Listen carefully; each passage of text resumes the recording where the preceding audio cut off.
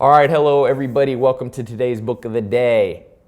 I am here with a very special guest, Ryan Holiday. We're talking about this book, The Obstacle is the Way. So each person, you and I, Ryan, your life, I guarantee you, will be full of obstacles. The great Charlie Munger says, the self-made billionaire says, life will throw tremendous hurdles at you. It will throw, the death of loved ones, the loss of business, the betrayal of friends, the betrayal of business partners. And the difference is some people are entitled and they think that the world owes them. The world doesn't owe you anything.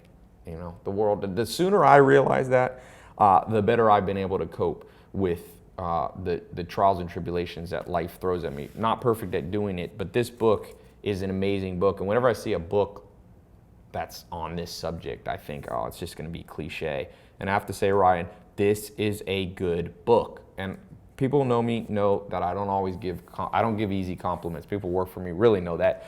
But I do call a spade, and this is a good book. So welcome to today's show. For those of you, make sure you buy this book. It's short and sweet and to the point. So Ryan, thanks for being on today's show. Thank you. That's very kind. Yeah, it's subtitled "The Timeless Art of Turning Trials into Triumph." And I know you write good books. I've read your other stuff, and when I saw that you wrote, you're known as marketing genius, one of the leaders in terms of understanding brands. You led the campaign for American Apparel, which has obviously turned into this monster fashion brand. And so when I saw you writing a book on, more philosophical, I was like, what angle is he going to come at this, And you did what I think is the best angle. You went back to basics. You go back a couple thousand years and go, what have humans been saying about obstacles? By the way, what made you write this? You say here at the beginning, if somebody hasn't followed up or read this book before, you talk about the saying, the impediment to action advances action. What stands in the way becomes the way. And that's kind of the premise of this book. What made you write a book about obstacles? Was it because you felt you'd overcome obstacles, or you just saw this was the never-ending cycle of human life? We accomplish, then we fail. Yeah, so I set out to write a book about Stoic philosophy, which is something I love to read. I asked a smart person when I was 19 years old, what's a book I should read? They told me to read the Meditations of Marcus Aurelius, which sort of became I feel like everyone has that one book that changed their life. It's their book and they read it constantly. And that was it for me. And so this book is based on a single passage from Marcus Aurelius. It's that quote you just said, the impediment to action advances action, what stands in the way becomes the way. And it was something that when I read it when I was 19, I was like, oh, that sounds interesting. But it was something that I came to over and over again in my life. Whenever I would have a problem, I would try to think of that idea. So Stoicism is the philosophy that I try to live my life by. I've gotten a lot of value out of it, and I wanted to sort of pay that forward.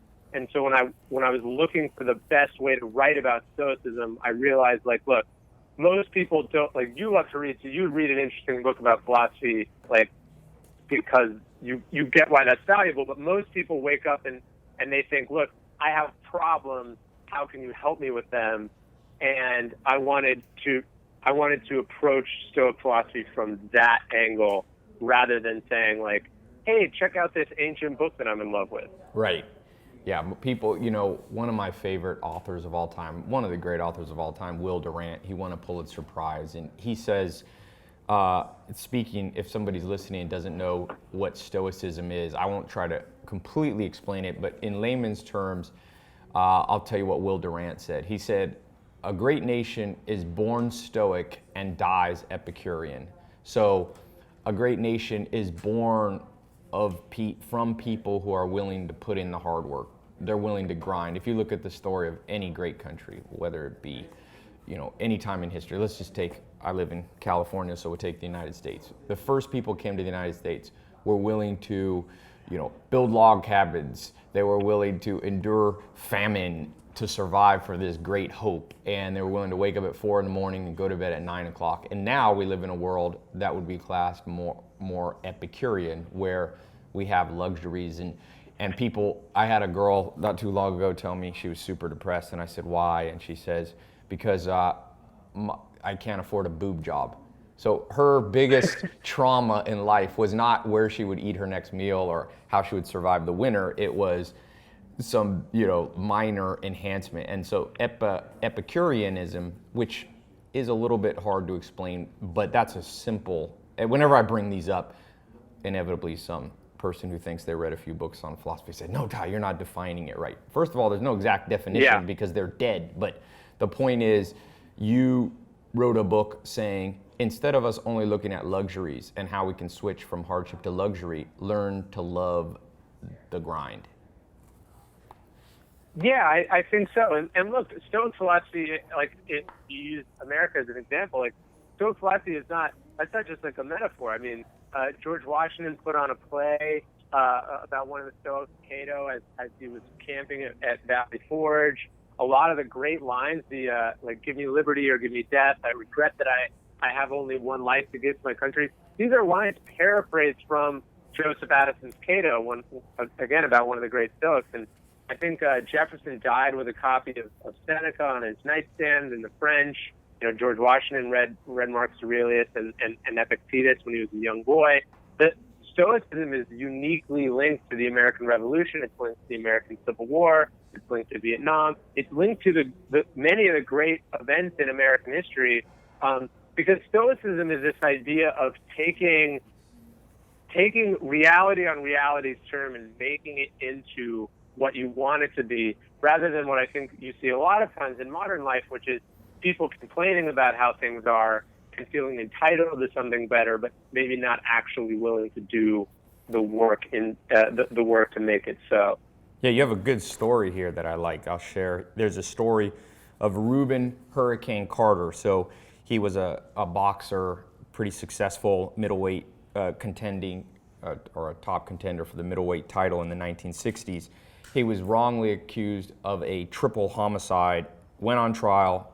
This biased, kangaroo court puts him in jail, 3 life sentences.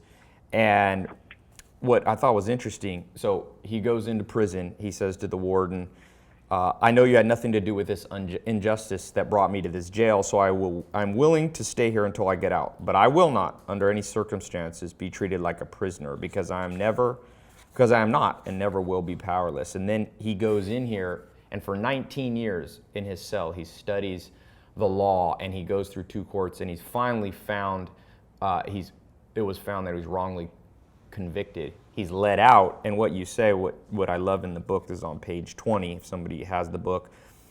He said, he simply resumed his life when he walked out. No civil suit. He did not even request an apology, because to him, that would imply that he had taken something of his that he was owed, but that had never been his view. Let's talk about that. People, the second you and I take this feeling that we're owed something, then everything offends us, because everything people do, or every sickness that we have, it's going, wait, I'm owed a perfect life. And this Carter said, I'm not owed anything, so I'm just going to plow away, go through life as it comes to me. Yeah, I think, Viktor Frankl talks about this in his books too. He's saying, look, we always, no matter how heinous or awful situation we are in, we always retain the ability to tell ourselves what it means to us. And so, no one would say that Reuben Carter enjoyed being in prison. In fact, he spent every waking minute that he had fighting this injustice, but he also wasn't going to allow it to change him as a person, and he wasn't going to resign himself to this this fate in any way, because he always retained the ability to choose and decide his own attitude. And I think that's, ironically, that's like the one thing that's totally in our power, but it's the thing we give up most readily, right? It's like something goes wrong, so we have to be mad about it. Someone says something offensive to us, we have to be hurt by it. We fail, we have to be crushed by it. And these are choices just like anything else. There are, of course, very difficult choices. And I like to use the example like Carter because, the fortitude and perseverance that he was required to have to get through his situation sort of far outweighs what most of us hopefully are ever going to be called on to do. But I like to think about that when I'm like caught in traffic or, I'm dealing with a crappy client or I'm stuck, putting up with some situation that I shouldn't have to put up with. It's this idea of like, I decide what this means to me. Like I always retain the power to decide what this is going to be in my life. And the Stoics would say, you should choose for it to be an opportunity. You should choose for it to be ultimately to be a positive in some form. And I find that attitude to be not only deeply admirable and brave, but also very inspiring. Yeah, I always think of the example of Helen Keller. So Helen Keller is born normal at birth, and about 18 months in, she gets a super high fever, and she goes, she loses her eyesight, she can't hear, she can't speak. And I tell my friends that I look in the mirror and tell myself, I'm like, she still wrote books, more books than all of us. And she's still remembered for 2 centuries. So would that be an example of somebody who goes, I've been dealt a hand of cards that I had, she was 18 months old, nothing she could have done. She then says, this obstacle, my blindness, my handicaps, now become the way. My path in life is now to invent Braille, which she pretty much pioneered Braille. She pioneered all of these rights for people who are handicapped and so on. So that becomes her destiny. Because everybody in the world always asks me, Tai, what's my destiny? As if destiny is completely something that you arbitrarily pick or is chosen for you. It's really a combination of the fate you have and things outside of your control, but then being like Helen Keller and going, I'm gonna go down this path and this is my way. I totally agree with that. And look, I think it's really easy to get very sort of quaint and superficial about it in that you don't want to gloss over the suffering and strength that someone like that had. But it's like, so she loses her eyesight and her hearing. But what is the deprivation? What perspective does the deprivation of those senses providing for her? I think that's so impressive too. It's like, is the empathy and the wisdom that she was able to pass on to humanity not a direct result of the unique combinations of factors that made this thing? And look, there's plenty of other people who've had the same disabilities as her and will unfortunately into the future, but not everyone becomes Helen Keller, and it's not random luck that makes someone like that. It's the decision to persevere and to not be sort of overwhelmed by the vicissitudes of fate. Now, an example, a lot of people that follow these podcasts are entrepreneurs or want to make more money. A good example you give in this book is the story of Rockefeller. So Rockefeller, the 1800s, before he's the wealthiest man in the world, he goes in, sets out on his path, he's making some money. These huge depressions hit, multiple ones in his lifetime, about 3. I always tell people that are thinking this is the end of the world. Right now I'm getting a lot of emails, people going, do you think that a recession is coming? And I always answer, of course it is. The nature of capitalism is economic cycles, and no one's been able to stop them. So Rockefeller goes through 3 cycles. I think one was in the 1850s. I forget when they were, but obviously he lived all the way to 1929, the big stock market crash. And he goes, at every turn, he gets excited. And you mentioned one of my favorite guys, Warren Buffett. He says, be fearful when everybody's excited and excited where everybody is fearful. So there's an example. A man, he goes, all right now, nobody has money because everybody's broke and running around like a chicken with their head cut off. So now's the time for me to buy up lots of stuff. And he buys these oil wells and he's on his path to becoming, one of the wealthiest. I think if I read in today's dollars, he had $600 billion. So he's richer than Sam Walton, Bill Gates, Warren Buffett, Mark Zuckerberg, Bezos, all wrapped into one double. And that was from... Yeah, well, he never had to pay income tax. Yeah, that helped. They did a few things you can't do nowadays. But yeah. How do you see that with making money and as an entrepreneur, do you still take that approach yourself? You go, okay, 2008's crash, let's go. I mean, it's funny. I think, the perception of someone like Rockefeller is this sort of greedy risk taker that gets lucky. And of course, that's actually not it. He was this immensely disciplined, almost like pious individual. I don't think he really read much philosophy, but he's deeply stoic. Like when one of my favorite books is Ron Chernow's bio of Rockefeller. It's Titan. But yes. Every night he would repeat to himself, you think you're a big shot, but you're not. Make sure you're not losing your head. Don't get prideful. You got to be careful. What he saw, so the first economic crisis that he was in was right after the Civil War, and no, Panic of 1857. So right before the Civil War. Yep. And it originated in the state that he lived in. It was in Ohio, which was at that point the sort of major economic center in the United States. And instead of scaring him, he sort of saw it as this chance to study the market at its worst. And it was this deeply impressionistic period in his life, because he saw what happens when investors get irrationally exuberant and when they lose sight of the true value and true economies of the industry that they're in. And so when everyone is speculating, he's not. When everyone is freaking out and undervaluing stocks, that's when he's going on buying sprees. And he made most of his money in these big economic crises because everyone else would get caught, with their pants down, and he wouldn't. And so he actually says that the Panic of 1857 is this apprenticeship that he's really grateful for. And so, in my own life, I graduated, or I dropped out of college right into the financial recession, which could have been this deeply scaring event. But for me, it was wait, here are all these people who are supposed to know what they're doing. You find out actually they have no idea what they're doing. And it's in these moments of flux that, people can actually really jump ahead in line and skip some of the sort of traditional way.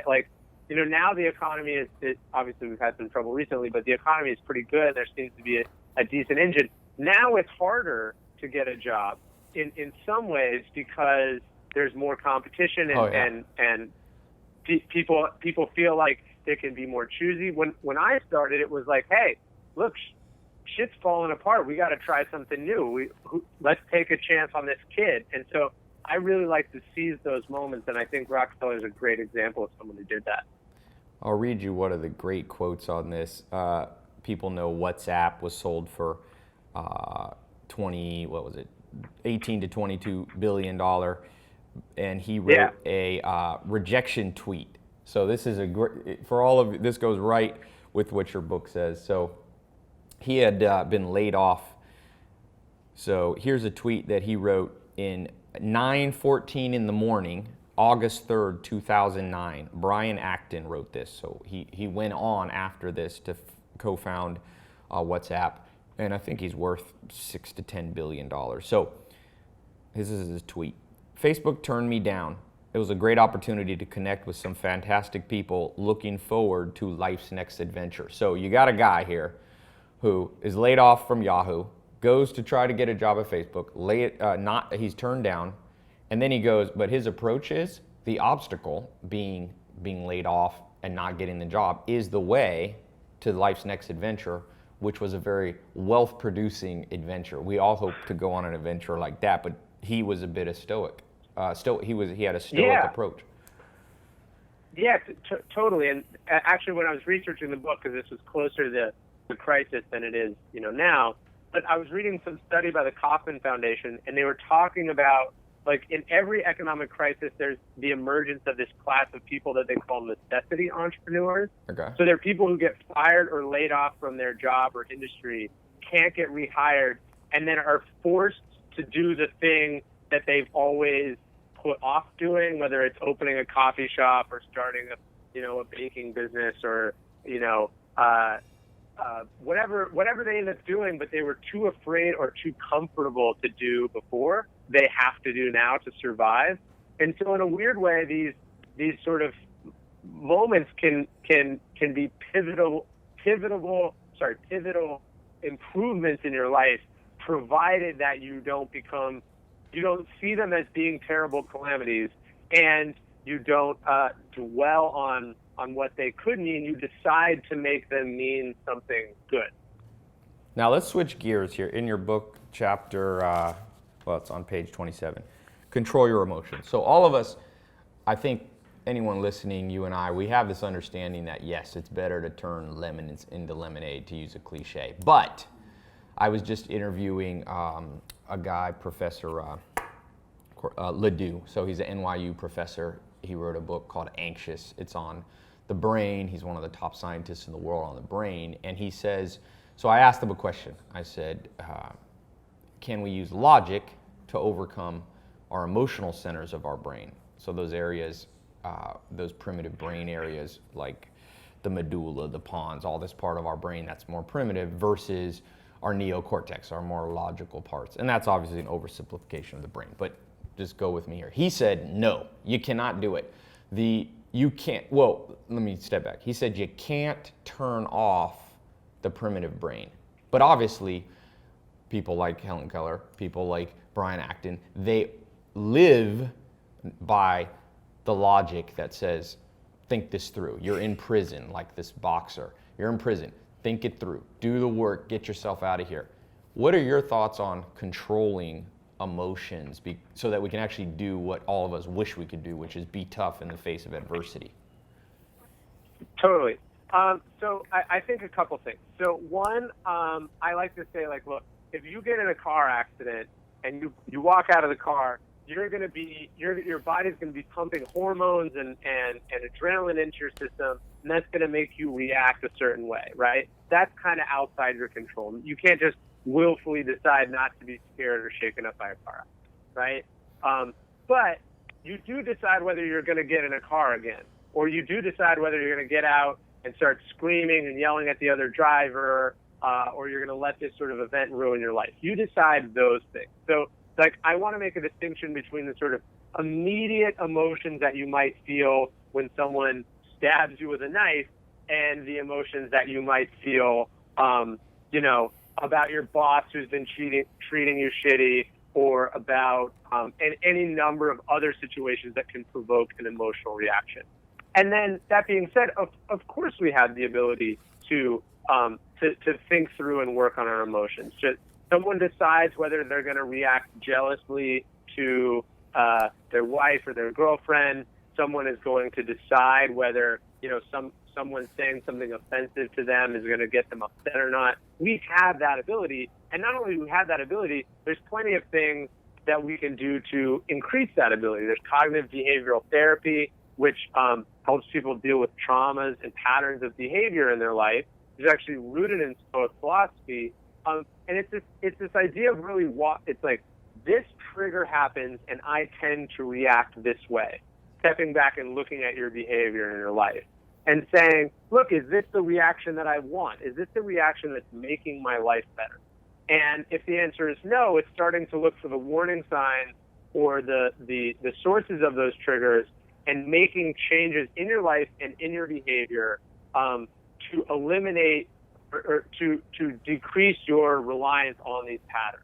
And so that's more what I'm thinking about. It's like, look, something happens, there's a stimulus, and then there's the response. But in between there is a choice about whether you're going to give in to that response or not, whether you're going to, and it's like, look, you might start saying something, but you can always stop yourself halfway through. That's sort of what I look at controlling your emotions about. And I used in the book, I used the example of the Apollo astronauts. They realized that if you put a human in a small metal container and throw it into space, they're likely to panic, especially when things go wrong. And that's about the absolute worst thing that you could that could happen. There's a great quote from Chris Hadfield, the Canadian astronaut, and he has this line. He's like, "There's no problem in space that humans cannot make worse." And I try to think about that in my life. It's like, is my reaction here, the emotion that I'm feeling, whether that's hurt or frustration or pain or anything, and whatever the reasons are, my childhood or the fact that I haven't eaten enough today or whatever, is that emotion going to make this situation better or worse?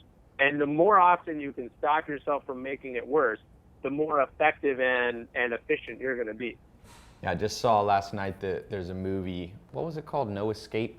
Bold Films, they're the ones that did Whiplash and stuff, and friends of mine, and they put out this new movie with Owen Wilson. It's a pretty good movie. And it's the story of, they're in this country and there's a riot and they get caught in the middle of it. And you say in the book here, talking about Rockefeller, he had unflappable coolness under pressure. And I had not too long ago, Michael Jordan's psychologist came for lunch, George Mumford, who now coaches is the psychological counselor, a psychologist for the New York Knicks. And I asked him about working with Michael Jordan for a decade. And I said, we're in the elevator, and I said, what do you remember about Michael Jordan? What made Michael Jordan better than everybody? Why is he the greatest of all time? And he said, Tai, eye of the hurricane. I said, what do you mean? He said, the more the storm brewed around Michael Jordan, the cooler he got. And you put this quote here in the book. You said, but even as a young man, Rockefeller had sang Freud, unflappable coolness under pressure. He could keep his head while he was losing his shirt.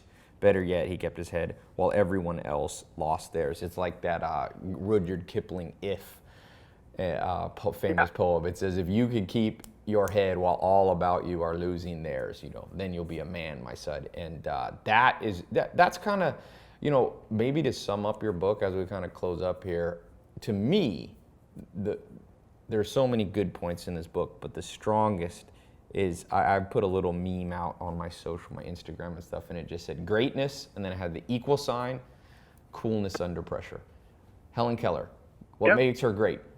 You're born, you're blind, deaf, mute, and you're still great because you were cool, you didn't. I like what you said. Will my reaction make it 10 times worse? I think when that's probably the best way. I've never heard it put like that. I like that. Yeah, and there's a great quote from Theodore Roosevelt about that, where he's like, "Look, what a man needs is coolness under pressure. He needs that sort of nerve control."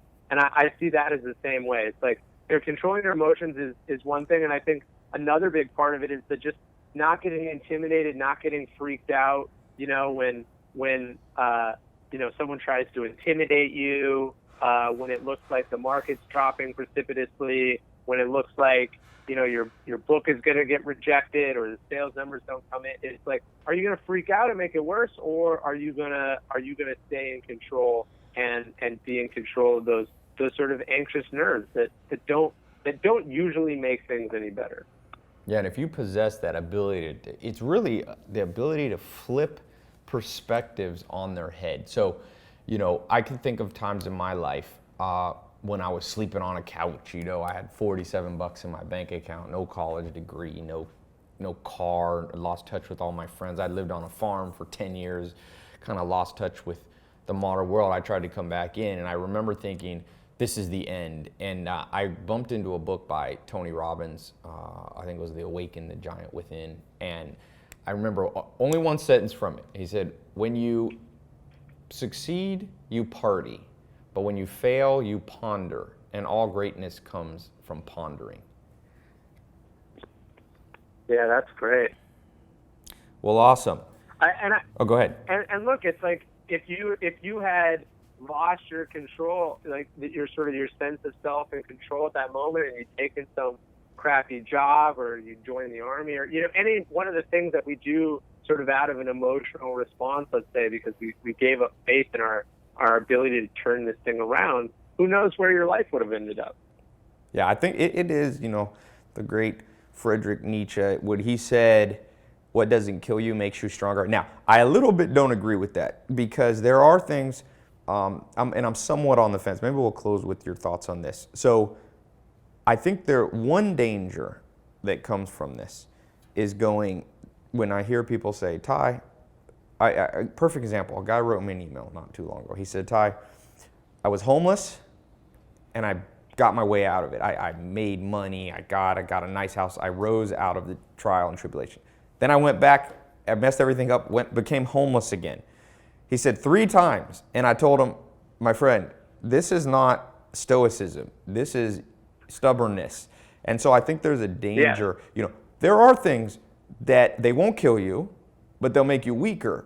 And so I think there's a balance between learning the hard way and then, being stoic and rising out of it and avoiding the problems to start with. Because like Warren Buffett says, we only learn from mistakes, but they don't have to be ours. You can learn from the mistakes of other people. So how do you think we balance this so we don't just become stoic machines and just let ourselves fall into all kinds of trial and then console ourselves by saying, well, this is making me stronger? Because you'll waste 20 years of your life that you could have done great things, Yeah, no, there's a great quote from Bismarck too, where he's saying like, any fool can learn by experience. Like, I prefer to learn from the experience of others.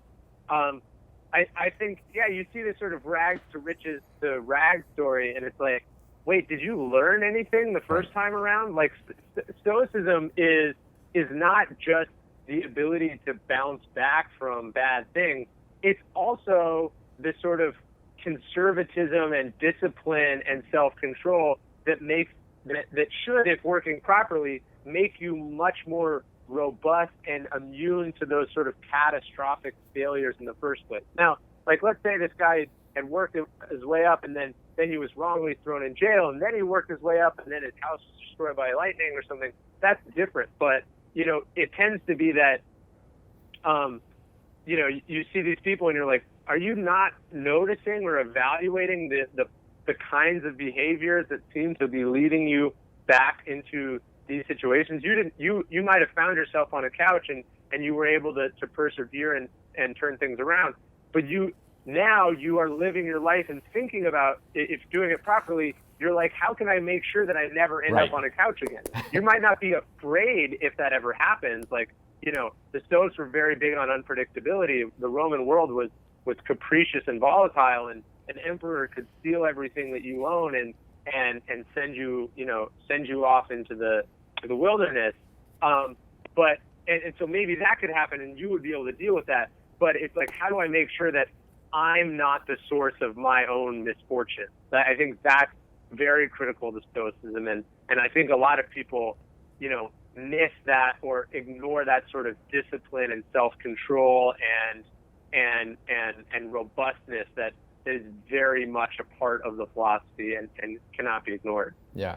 Warren Buffett says, remember, you only have to get rich once. So he says he sees people get rich, then they try to get even richer and they lose it all. He's like, just get rich one time, and then you earned your stripes, and then hold on to what you have. Don't make big mistakes. Well, awesome. Thanks so much. We're going to record some segments for people in the private accelerator. I want to talk about money. We're going to talk about entrepreneurship, and obviously one of the things you're known for, among many things, which is your genius at marketing. So if you're in the accelerator, the business one, make sure to check those out. Now, this book, The Obstacle is the Way, make sure you pick up this book. What other books should they get that you've written or are writing? You have Trust Me, I'm Lying. That's kind of your bestseller that kind of got you on the map, I think. What else are you working on?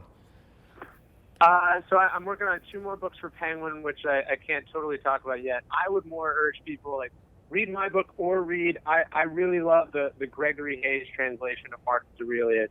It's the book that somebody pressed into my hands and changed my life, and I try to sort of recommend it to as many people as I humanly can as a form of gratitude. Now, if they want to reach you, what's the best way to get a hold of you? Twitter, email?